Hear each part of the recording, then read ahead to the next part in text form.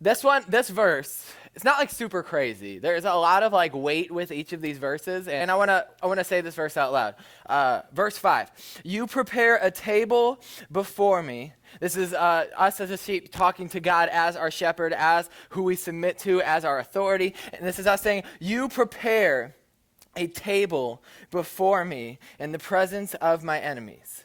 You anoint my head with oil, my cup overflows. You prepare a table before me in the presence of my enemies. You anoint my head with oil, and my cup overflows. And this whole chapter is so famous, but this verse, I don't have like stats on this or anything, but I would say that this verse is probably like embraced as the least important. Like when people are memorizing it and stuff, they're like, yeah, even though I walk through the valley of the shadow of death, I will fear. And then they get to the end and they remember that part and stuff. But this part where he just talks about making a table for us, like, it's like, cool, God gives me what I need and he puts motor oil on my head. Like, why is that important? Why is this in here? But luckily, it's short because dissecting it is easier because I'm dumb. Like, this is short. We can just take the little parts of it and just embrace how much meaning it has. So I want to do that. Let's just break it into two parts. That first part, you prepare a table before me in the presence of my enemies. And for this verse, the whole key of understanding it is that word enemy, because it's the part that we understand the least. We see this word and we think of a lot that come to mind. We think of people that we don't like. We think of even just like other countries that we might be at war with, or like something like that, or like an opposing viewpoint on something. But that's not really what this is getting at when it says enemy. This is talking about, the word is referencing danger or even difficulties in life that we face because we follow God, because we are sheep to this shepherd. Difficulties that would not happen in our life if we did not follow the one true God. And honestly, most of us probably don't even have a lot of difficulties like this, if I'm being honest, but these can be very real. We normally like make enemies or like hard times happen in life as a consequence of just like life happening, or even a mistake and the consequence of that mistake or that wrongdoing. Like somebody may honk at you while you're driving, or your parents, but that's because you pulled out in front of them, and like that was a consequence of you doing that. Or you may be failing a class at school, but it's because you stayed up all night playing Fortnite or making TikToks or something like that. It's a consequence of that. You may have, even on a more serious note, you may have like a broken friendship, and that's because somebody was a bad friend, whether that was you or your friend, or like gossiping that may have happened. That is a consequence of somebody in that relationship, or even both parties. And then obviously you just have some stuff that is just a consequence of a broken world, like storms, like people die, like stuff like that. Like that is something that did not happen in the Garden of Eden when God made everything good, and then sin entered the scene and made everything broken. But this idea of enemy is that life would be a whole lot easier in this present moment if I wasn't so attached to this one true God. If I wasn't so completely sold out to just being and there's situations in life where you're like, God, this would be a lot easier if I didn't have to follow God here, or even just like thinking morally doing the right thing. Like you steal something and it's like one out of 100 pieces of candy or something like that, and you're like, it's really not going to hurt, and my life would be a whole lot easier if I didn't have to tell the truth here, because I'm going to face consequences for that. It's just that idea, something that you're like, I know what's right, and doing that is going to cause consequences because of brokenness. And the Bible is littered with examples of this, and Jesus talks about it in the book of Matthew. He says, if you're going to follow me, you're going to have to enter by the narrow gate, this smaller, harder to get through gate. If you're going to walk this path of righteousness, on the other hand, the gate is wide, and it's really easy. That gate, that path, that one leads to destruction. And the most people go on that path. People who walk on that path are many. But the gate that you're going to follow me on, that one's narrow. This way is hard, but that way leads to life. And those who find it really are not most people. It's few people. Even like if you look around any room it's going to even be few people in any given room. And that's what we see here. King David wrote this, just a guy in the Bible, guy who shows up a lot in the Bible, and his life was pretty easygoing, honestly, before God showed up. Like, yeah, his brothers probably picked on him. He was the youngest of a bunch of like strapping gentlemen, so like they probably picked on him a lot. And then you have he was also a shepherd, so it's recorded he had to fight off some like bears and stuff like that. But that was like pretty normal for a shepherd. That sounds crazy, but pretty routine life for a shepherd. Then God steps on the scene, and David's life becomes so much more difficult because God is in it. And that seems kind of backwards. Like, I follow God because I'm broken and I want it to be made whole. Why is following God making my life harder? This is what we see here. David had huge faith in God, and just that word faith. This is just total commitment without knowing what lies ahead. And this is what we see here. He was a sheep attached to the hip of his shepherd. Say, I am going to follow you no matter where we're going. Honestly, sometimes I may not even want to know where we're going, but I know that I want to be close to my shepherd. If it's the darkest valley, if I walk the narrowest path, I am going to do it willingly. And for one reason alone, because I am walking beside my shepherd. And David's faith in his shepherd led him to one of the most popular stories in the Bible. It led him to defeat a giant named Goliath. And that was awesome. It's so cool. David was like 9 feet tall, and David's like your guys' age, and threw a rock at him, and he just died. Like, that's crazy. How does that happen? But this led, we don't see the aftermath. This led, Goliath was a Philistine. It led to all the Philistines hating David. And why did they hate David? Because David was being faithful to God. David's life was then, from that point on, more difficult because he is being faithful to God. And then we even see later on, his faith in his shepherd in God led him to accept the role of being king, which is awesome. Yeah, like David is called a man after God's own heart. He is destined to be Israel's next king. But the thing is, they had a current king, and his name was Saul. And Saul was like, yo, I don't like that guy. I don't want him to be king. I'm going to be king forever. And he tried to kill David several times. David was literally like playing a harp for him. Like, why was he playing a harp for a guy that wanted to kill him? But he was playing a harp for him, and Saul just took a spear and threw it at him. And then David showed up the next day. He just continued to be faithful, and his life was made harder because he just said, God, I'm going to do whatever you want me to do. And even a heartbreaking story that is not very popular about one of David's sons' name was Absalom. And Absalom basically wanted David as king to take revenge on this certain group of people, and David was like, no, that's not right. They were wrong, but we don't need to take revenge on them. And Absalom was like, all right, I'm going to overthrow you. And he tried to overthrow David as king, and it eventually led to, it's kind of a weird story. Absalom had long hair. He got caught in a tree, and he ended up getting killed by somebody because he was just hanging in a tree and couldn't do it. Weird story. But David's son tried to overthrow him, heartbreaking in and of itself, and then David tried to talk some sense in him. Didn't work. Absalom went on to die before he was redeemed. And it was just a sad ending for Absalom's life. And David just had to endure that. And because David was saying, no, I'm going to follow God in this situation, his son didn't like that. His life was harder. Do we just see this a lot in David's life? His life is long, and there's a lot of it in the Bible.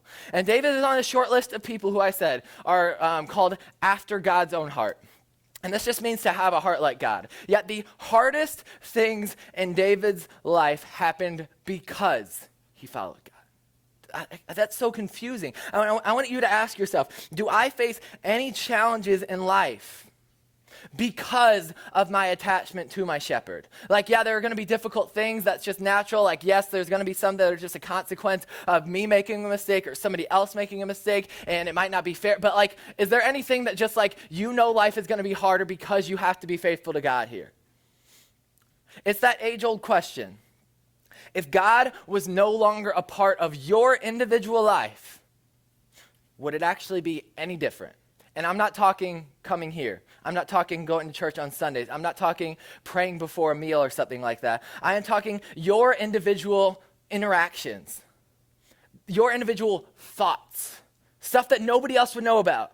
What comes out of your mouth, your time spent, your individual life. Would it be pointed any different direction if God was not a part of it? This is a great gauge to test if you actually have faith in God or not. If you actually are going to be close to God, it's going to require diving head first into situations where you can't see the bottom. And obedience comes first, like always. This is what this verse says. We see obedience comes first. He says, David said earlier, even though I am going to walk through the valley of shadow of death, I am going to stick by my shepherd's side. And then he comes out and he is saying, I am going to have more than enough from it. But obedience comes first, and figuring out how it'll work comes later.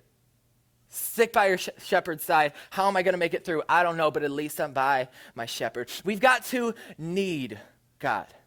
And sometimes we don't really embrace that part of needing it. Because you guys know what need means. I know you do. Need means you can't live without it. It means it means life as I know it would be over with and through without God at the center. I wouldn't know what life was for, like what to do every day if God was not at the center of my life. And let me challenge you, if no part of you needs God, you're not as close to him as you think you are.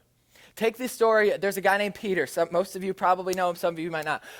Jesus had a lot of followers, and there was this guy named Peter. Peter and all of the rest of Jesus' disciples were on this boat, and Jesus was resting kind of by himself, not on the boat. He was kind of just taking some time to himself, much needed.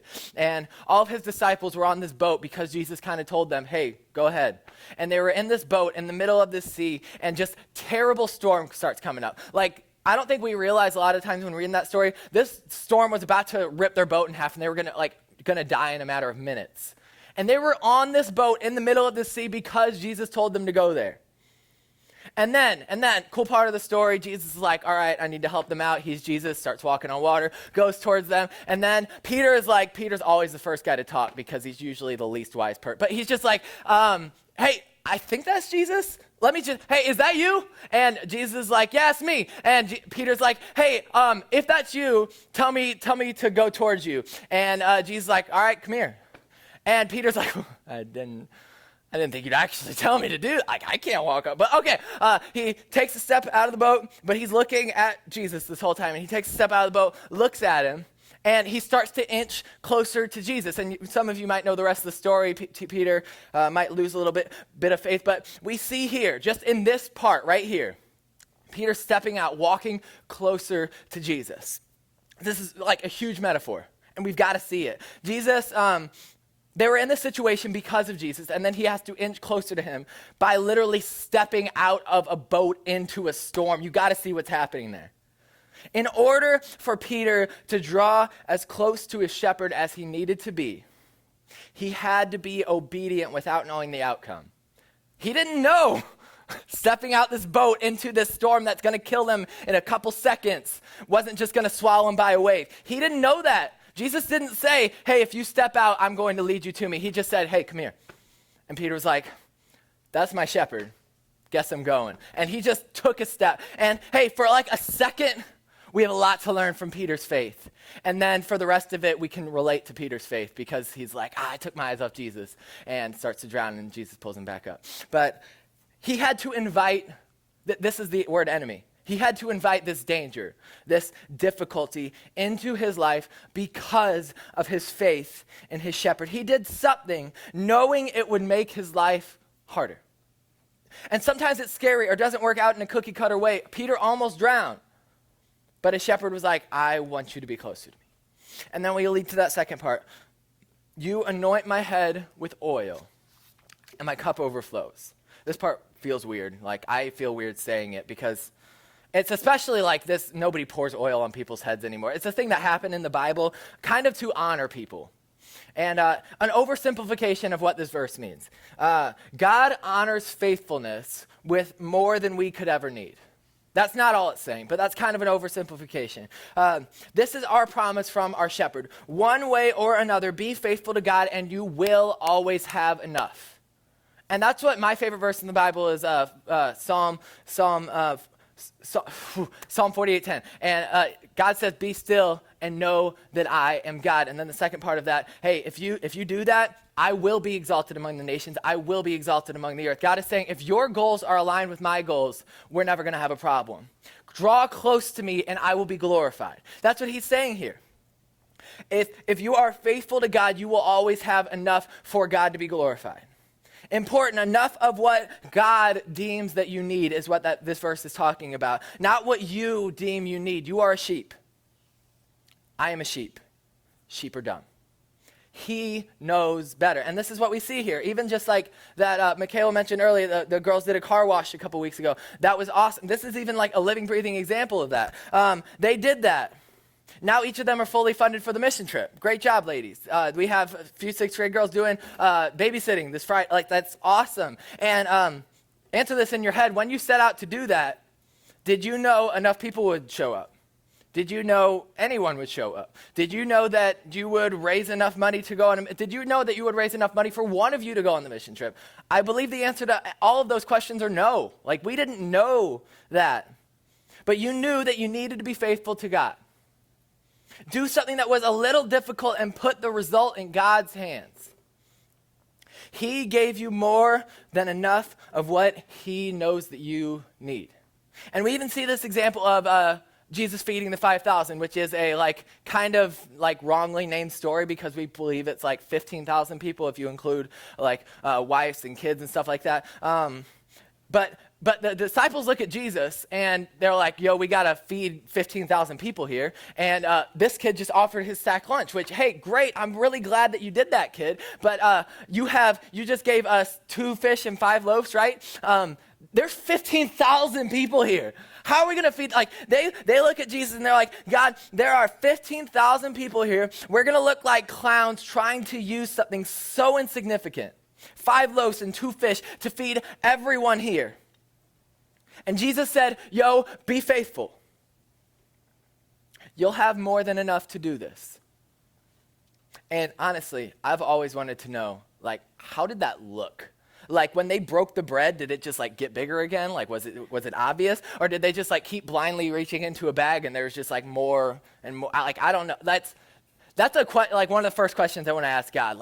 How did that work? I want to see it happen. Can you put up a projector and let me watch it? But anyway, I'm getting off track. This was even a huge learning experience for me. I may have shared this with you guys. I've been to a few different places on mission trip, and almost always it's because people from this church just say, Shane, I love you. I'm going to support you in sending you there. And that happened a lot with our last mission trip just a few months ago. And but the first time, I was 16, and I had never been on a plane before, and it's very scary, and I'm approaching this, and I had fundraised, I had worked, I had got a job, I had actually gotten a couple jobs to pay for it, and I had worked as often as I could, and I was still a lot of money short, basically, a month and a half out. And I don't know if you guys were alive when the ice bucket challenge was first the big thing, but this was 2014 because that's when I was going. And a ton, literally more people than I can count just said, all right, I'm going to do the ice bucket challenge, which was just a little thing, and then donated to Shane's mission trip fund. Simon Langmuir, your guys' small group leader, he was the first one to do it. He got that ball rolling. And then just so many of people who just said, hey, I am going to be faithful to God because I know he is calling me to send this person here. And that was just the most encouraging thing in the entire world because I saw this verse happen. My cup essentially here was overflowing. I had enough, I had money that I could use for my next mission trip, and got people learned about Jesus because of their faithfulness, of these loved ones in my life sending me. And this was incredible. This was the first time I felt an outpouring of God just providing. I didn't think this was going to work. I said, wow, I need what God provides in order to do what I need to do. If I'm going to serve God, I need God's power to do that. I can't go to Africa on my own. It was a laying down of pride in my heart so that I said, no, I need to do this on my own. I wanted to do it on my own. I'm still, a lot of times I'm still a very prideful person. I just want to be able to just do this myself. I don't want to have to ask for help. I would love to just be able to do this and handle this and pay for and do anything like this myself because I don't like asking for help. And I think most of us are probably wired that way. But this is what we see. Selfishly, I wanted to be the man. I wanted to just raise that myself. But when we lay down our own pride, and I do this I do this a lot, yet we say, yet say yes to God anyway. We lay down our pride and say yes to God anyway. That's when God provides more than we could ever need. There's a reason this verse comes after saying, even though I am diving headfirst into a dark, like not even like terrible dark, but just like I'm blind here. I don't know what's going to happen in or on the other side. Even though I walk through the valley of the shadow of death. That doesn't have to be sick, death, terror. Like it can just be, I'm blind. Like I don't know what's going to happen here.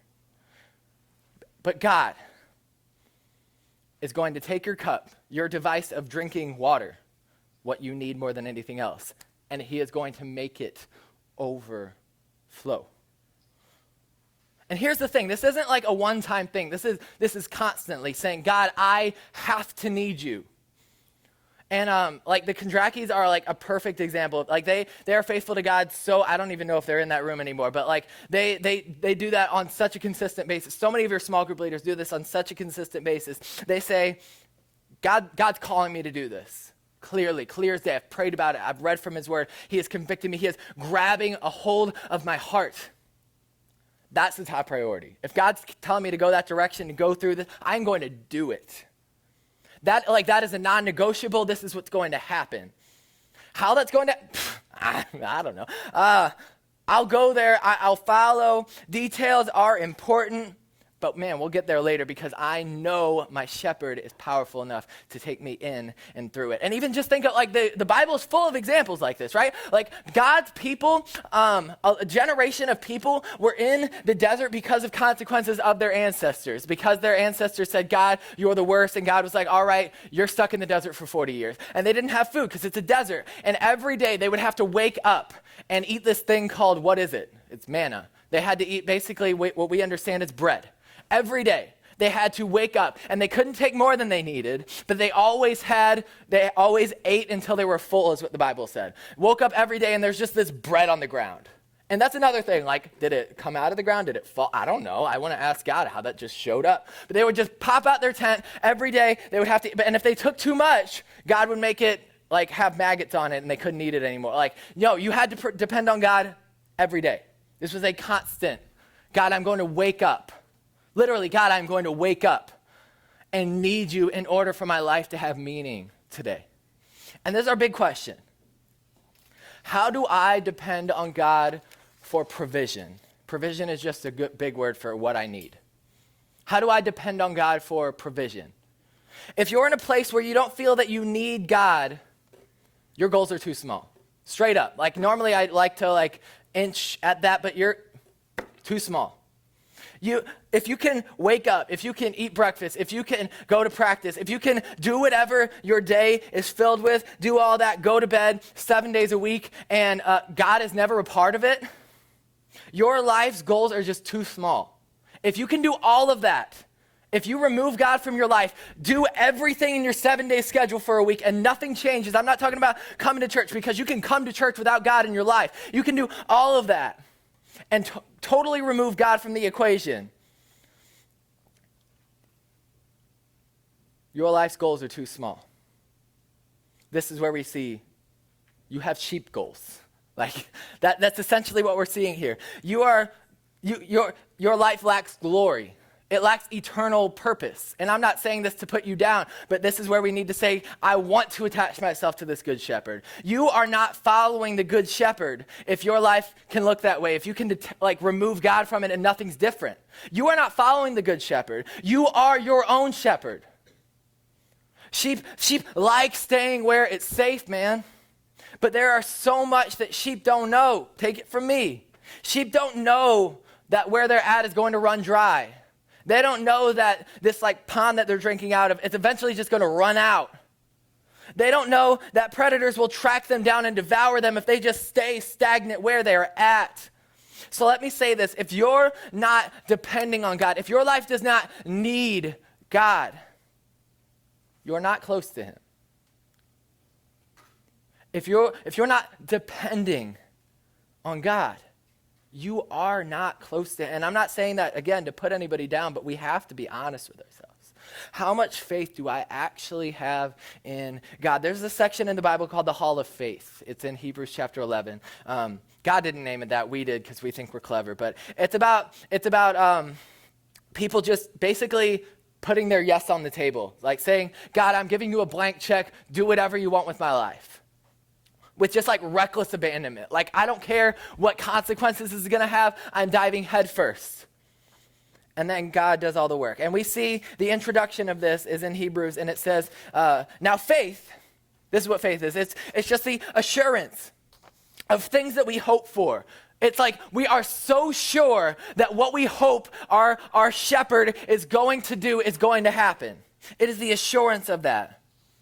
The conviction of things not seen. I don't think we ever take a second to appreciate this part. Have you ever been convicted of what God could do with your life if you were just more faithful to him?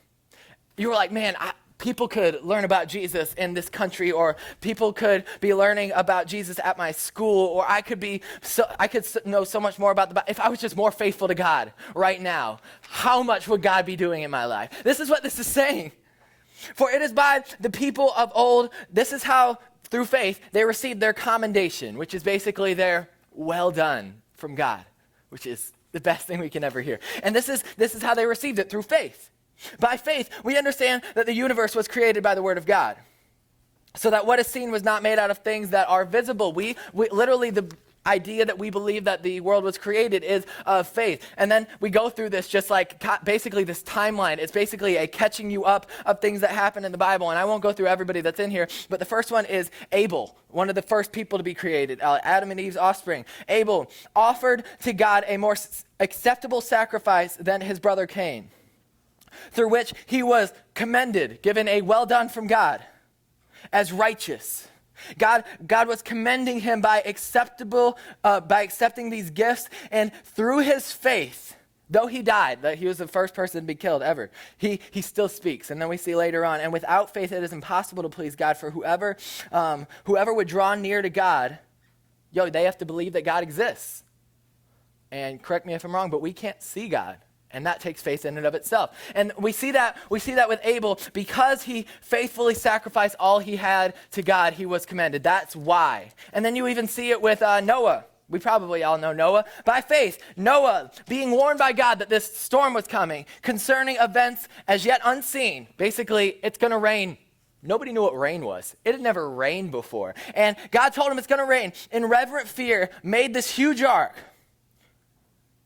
And he was commended by God. And we see this. Why was Noah commended?